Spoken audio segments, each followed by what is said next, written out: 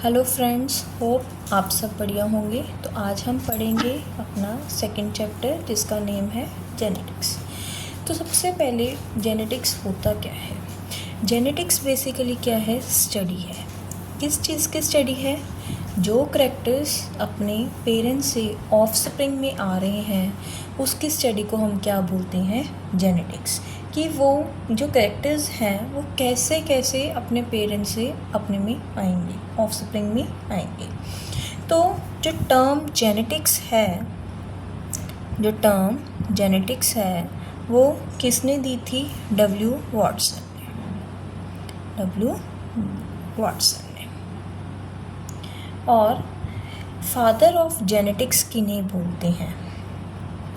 Father of genetics हम किन्हें बोलते हैं? Gregor Johan Mendel. The most important name of the chapter genetics. Most important name of the chapter genetics. अब हम पढ़ेंगे मेंडल के बारे में। ये क्या थे? एक ऑस्ट्रियन मॉन्क थे। एक ऑस्ट्रियन मॉन्क थे। तो वहाँ पे आपसे क्वेश्चन पूछा जाएगा कि इन्होंने किस प्लांट पे काम किया था। इन्होंने किस प्लांट पे काम किया था? गार्डन स्वीट पी पे काम किया था। इस पे काम किया था, गार्डन स्वीट पी। वो डायरेक्ट आपसे गार्डन स्वीट पी के बारे में नहीं पूछेंगे, वो पूछेंगे कि गार्डन स्वीट पी का साइंटिफिक नेम क्या है। गार्डन स्वीट पी का साइंटिफिक नेम क्या है? पाइसम स्टाइवम। क्या है? पाइसम स्टाइवम।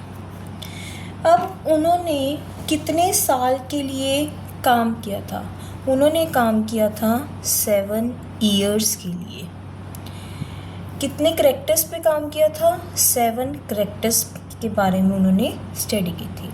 अब ये 7 करैक्टर्स कौन कौन से हैं?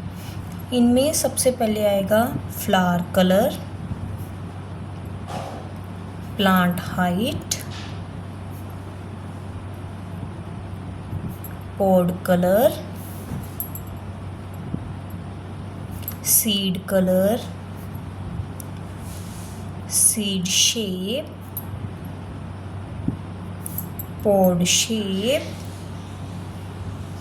And flower position. इसको याद करने के लिए आप ऐसे याद कर सकते हैं कि प्लांट की हाइट के बारे में करके उन्होंने फ्लावर का कलर और पोजीशन देखी, सीड की कलर और शेप देखी, पॉड का भी कलर और शेप देखी। अब इन्होंने गार्डन स्वीट पी ही क्यों चूज़ किया? वाई ही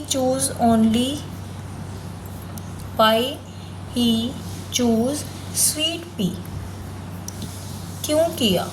इसके लिए आपको ये क्वेश्चन बहुत टाइम्स रिपीट होता है। तो इसके कुछ पॉइंट्स हैं कि जो स्वीट पी है वो सेल्फ पॉलिनेटेड है। सेल्फ पॉलिनेटेड यानी कि ये अपने आप ही क्या कर जाएगा? पॉलिनेशन कर जाएगा। इसमें क्रॉस पॉलिनेशन भी पॉसिबल है। ये नहीं है कि सिर्फ सेल्फ पॉलिनेट करता है, इसमें क्रॉस पॉलिनेशन भी हम आर्टिफिशियली करवा सकते हैं, आर्टिफिशियली पॉसिबल है। अब जो ये स्वीट पी है एक साल में 2 बार क्या करता है? ये ग्रो करता है। साल में 2 बार ये करता है ग्रो। तो इसका रिप्रोडक्टिव स्पैन क्या है? बहुत ज़्यादा स्मॉल है। और इसमें जो वैरायटीज़ आएंगी वो क्या आएंगी? प्योर आएंगी। वैरायटीज़ क्या आएंगी? इनमें प्योर आएंगी। ठीक है फ्रेंड्स, होप आप सबको समझ आ गया। अब हम पढ़ेंगे कि हेरिडिटी क्या होता है। What is heredity? Heredity basically क्या है? एक प्रोसेस है। किसका प्रोसेस है? कि कैसे जो करैक्टर्स हैं हमारे फादर या मदर से, मीन्स हमारे पेरेंट्स से हमारे में आ रहे हैं, उस प्रोसेस को क्या बोलेंगे? हेरिडिटी। इसकी स्टडी को क्या बोलेंगे? जेनेटिक्स। इसके प्रोसेस को क्या बोलेंगे? हेरिडिटी। अब हमारा नेक्स्ट है वेरिएशंस। नेक्स्ट है वेरिएशंस। आपको नाम से ही पता चल रहा है कि देखो हम एग्जैक्ट सेम तो है नहीं, जैसे हमारे फादर हैं या मदर हैं, तो हमारे में क्या है, कुछ ना कुछ वेरिएशंस आ रही हैं due to mutations, due to evolution. तो जो वेरिएशंस हैं ये बहुत ज़्यादा ज़रूरी हैं।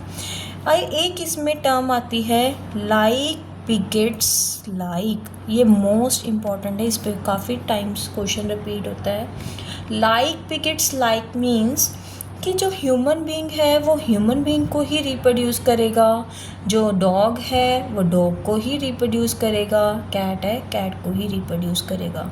ऐसा पॉसिबल नहीं है कि डॉग कैट को बर्थ देगी या कैट डॉग को बर्थ देगा।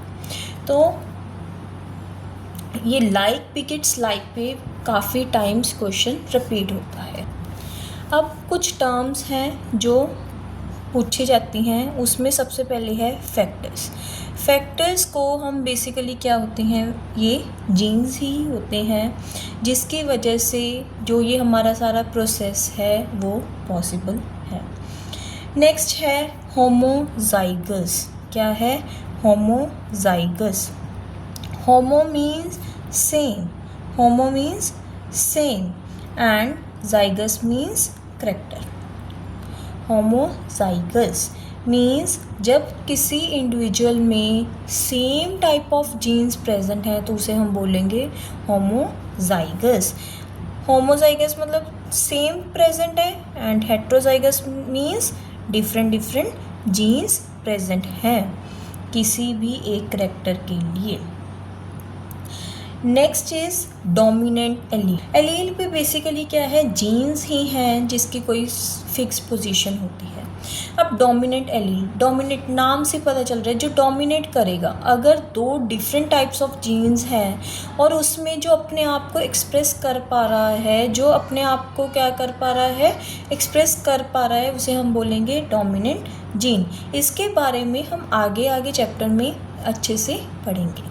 Next is recessive gene. Recessive gene क्या है कि रिसेसिव जीन बेसिकली जैसे दो डिफरेंट जीन्स हैं जो अपने आप को एक्सप्रेस नहीं कर पा रहा है, उसे हम बोलेंगे रिसेसिव जीन। नेक्स्ट टर्म है फिनोटाइप। फिनोटाइप बेसिकली क्या है कि जो हमें बाहर पर्पल है, वाइट। फिनोटाइप क्या है कि जो हमें बाहर से पता चल रहा है कि क्या है, कि कोई ह्यूमन बीइंग जैसे बिग है, स्मॉल है, ड्वार्फ है, टॉल है, वाइट है, ब्लैक है, जो हमें बाहर से देखने में पता चल रहा है जिसमें हम जीन्स के बारे में नहीं देख रहे। Next is genotype. जीनोटाइप में हम क्या है, जीन्स के बारे में स्टडी करेंगे। इसमें हम बाहर से कुछ भी हो, हमें इससे कोई मतलब नहीं है, हमने क्या देखना है कि उसमें किस टाइप, कैसे उसमें जीन्स प्रेजेंट है। तो इसके साथ हमारी जो ये कुछ टर्म्स हैं जो क्लियर होएंगी, इससे ही हमें आगे आगे चैप्टर में ये सारी टर्म्स आगे आगे चैप्टर में यूज़ होएंगी। तो अब हम पढ़ेंगे जो मेंडल ने 7 करैक्टर्स के बारे में स्टडी किया था, उनमें डोमिनेंट क्या है एंड रिसेसिव क्या है। डोमिनेंट क्या था कि जो अपने आप को एक्सप्रेस कर पा रहा था। तो प्लांट हाइट में जो टॉल है वो डोमिनेंट है और जो ड्वार्फ है वो क्या है, रिसेसिव है। Next is flower colour. Flower colour में जो पर्पल कलर है वो डोमिनेंट होता है और जो वाइट कलर है वो क्या होएगा, रिसेसिव होएगा। फ्लावर पोजीशन, फ्लावर पोजीशन में जो एक्सियल पोजीशन है वो डोमिनेंट है और जो टर्मिनल पोजीशन है वो क्या है, रिसेसिव है। Next is pod colour. Pod colour में ग्रीन कलर डोमिनेंट है एंड येलो कलर रिसेसिव है। पोड शेप, पॉड शेप में इन्फ्लेटेड क्या है, डोमिनेंट है, कंस्ट्रिक्टेड क्या है, रिसेसिव करैक्टर है। Next is seed colour. Yellow colour क्या है, डोमिनेंट है एंड ग्रीन कलर क्या है, रिसेसिव है। सीड शेप जिसमें राउंड क्या है, डोमिनेंट है एंड रिंकल्ड क्या है, रिसेसिव है। होप आप सबको समझ आ गया होगा। और ये टेबल मोस्ट इम्पॉर्टेंट है, अगर आपको ये टेबल आता होएगा तो आपके काफ़ी क्वेश्चंस क्या हैं ईज़िली अटैम्प्ट हो सकती हैं। तो प्लीज़ फ्रेंड्स इस टेबल को इग्नोर मत करना, ये टेबल ज़रूर याद करना। होप आप सबको चैप्टर समझ आ गया होएगा। Please like, subscribe and share my YouTube channel.